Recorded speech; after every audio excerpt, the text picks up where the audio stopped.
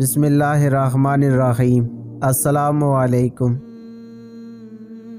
زندگی میں ہمیشہ اپنے چاہنے والوں کو اپنی کمی محسوس کراؤ، مگر یہ دوری اتنی لمبی نہ کرو کہ کوئی آپ کے بغیر جینا سیکھ لے۔ جہاں آپ کی عزت نہ ہو وہاں مت جاؤ، چاہے وہاں کھانا سونے کی پلیٹ میں اور چاندی کے چمچ میں ہی کیوں نہ دیا جائے۔ دوستی کرنا اتنا آسان ہے جیسے مٹی سے مٹی لکھنا، اور دوستی نبھانا اتنا مشکل ہے جیسے پانی سے پانی لکھنا۔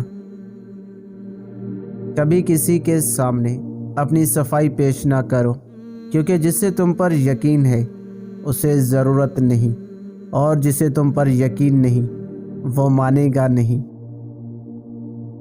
اگر انسان کو تکبر کے بارے میں اللہ کی ناراضگی اور سزا کا علم ہو جائے تو بندہ صرف فقیروں اور غریبوں سے ملے اور مٹی پر بیٹھا کرے۔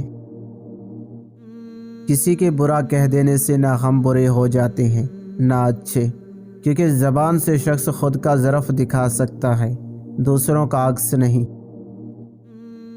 جو تمہیں خوشی میں یاد آئے تو سمجھو تم اس سے محبت کرتے ہو، اور جو تمہیں غم میں یاد آئے تو سمجھو وہ تم سے محبت کرتا ہے۔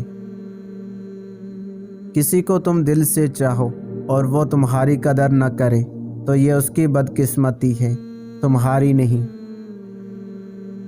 جب تمہیں کوئی تحفہ دیا جائے تو اس سے بہتر واپس کرو، اور جب کوئی نعمت دی جائے تو اس سے بڑھا کر اس کا بدلہ دو۔ 10 سال پہلے جب مہمان گھر آتا تھا تو پوچھتا تھا جائے نماز کدھر ہے، قبلہ کدھر ہے، اور آج کا مہمان جب گھر آتا ہے تو پوچھتا ہے باریک پن والا چارجر ہوگا، وائی فائی ہے، وائی فائی کا پاسورڈ کیا ہے۔